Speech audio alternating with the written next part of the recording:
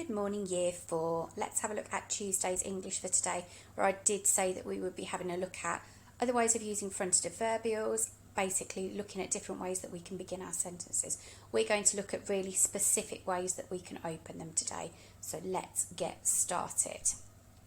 Right, little way to remember what we're looking at today, we call it I-spaced. Now, you will not have heard of this before, but once we start to go through each one, you'll be like, that makes sense. So we're just going to have a look at how we can begin our sentences. I-spaced can help you to find a variety of ways to start your sentences. It can help you select which one you want to have a look at.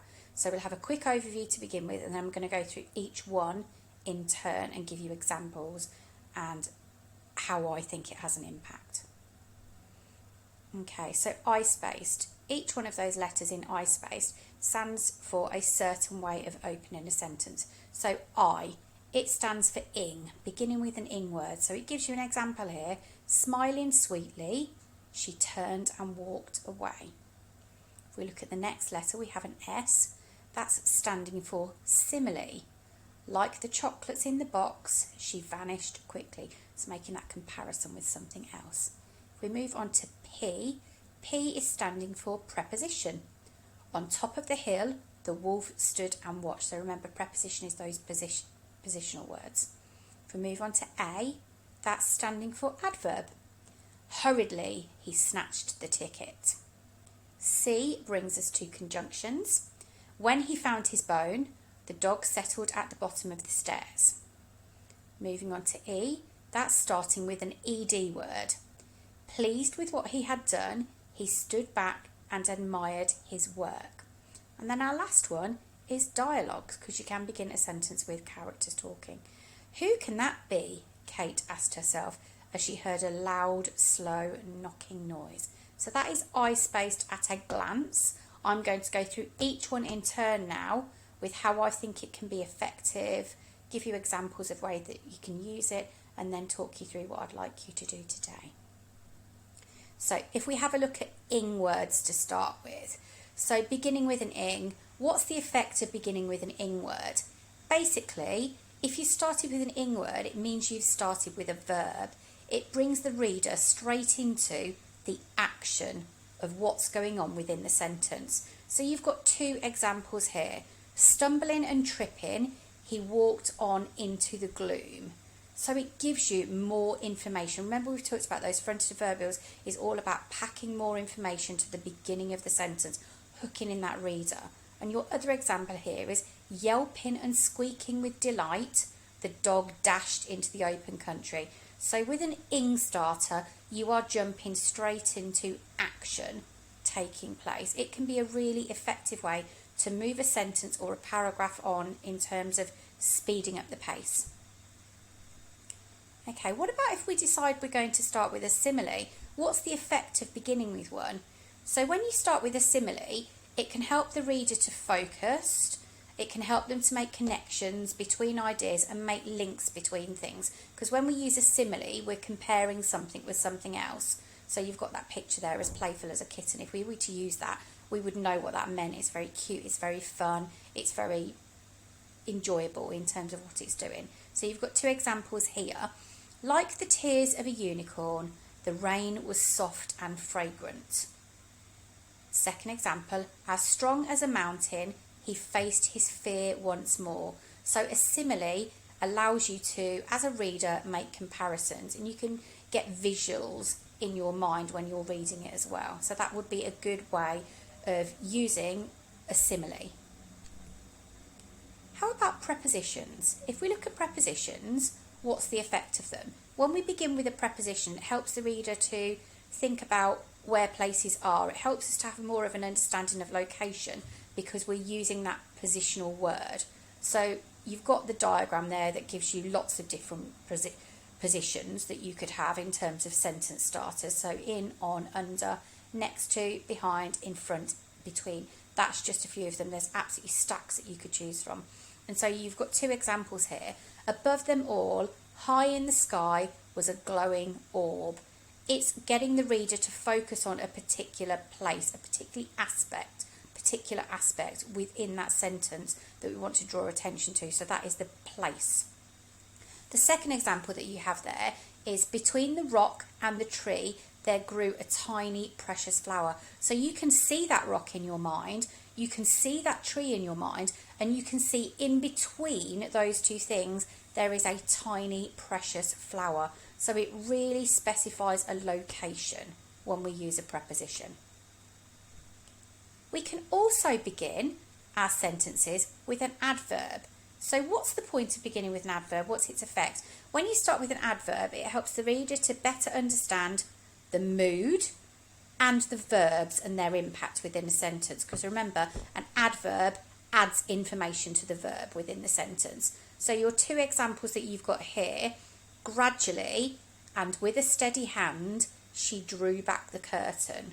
So it's telling you she's careful with that, she's got a steady hand, maybe she doesn't know what there's going to be behind it. The second example, lazily, he stretched an arm out towards the remote control. So it's telling you he's not making any effort to move at all. Lazily gives you a really clear idea about how that movement, that action, is taking place within the sentence. It allows the reader to see into the setting. Now, we can also start with a conjunction as well, which is a funny thing to say, isn't it, Year 4? Because we always think about conjunctions as linking ideas together.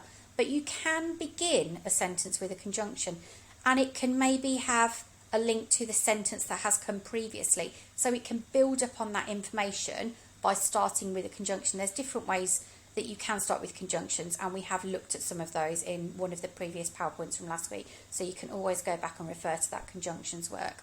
I've got here for you two examples. Although he was the youngest, he was the most ambitious. Now, although could go in a different position in that sentence, but we can begin our sentence with it. And it just changes the shape of it.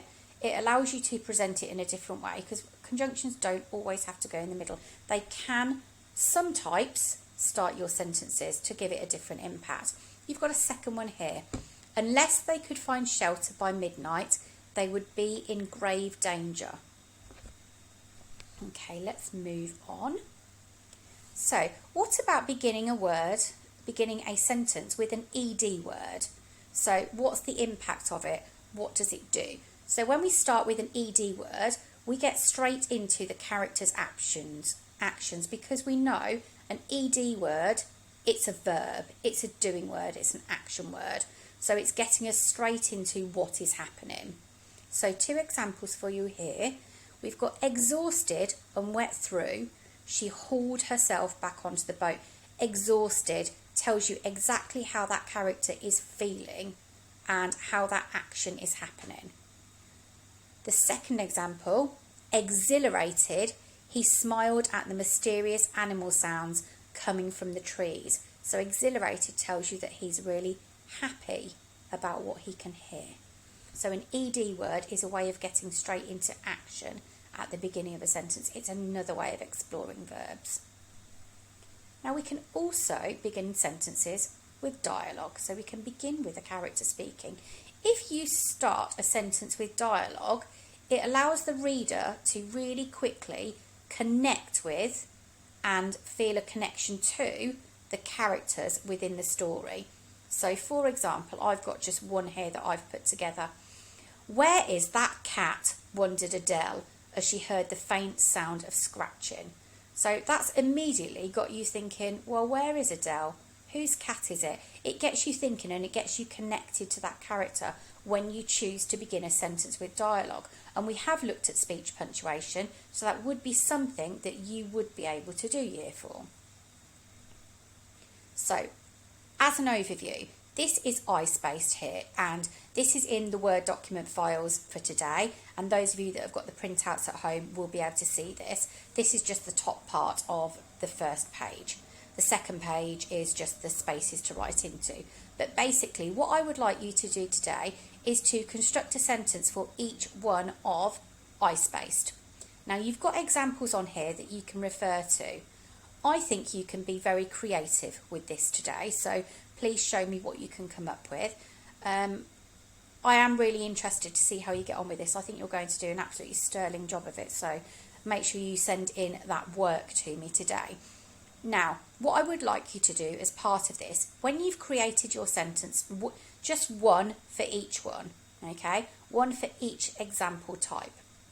When you have done that, underline the part which is the fronted adverbial or the beginning part of that sentence, just so that it's helping you to really refresh in your mind what job that's doing at the beginning of the sentence, what's its purpose, why have you chosen to use it.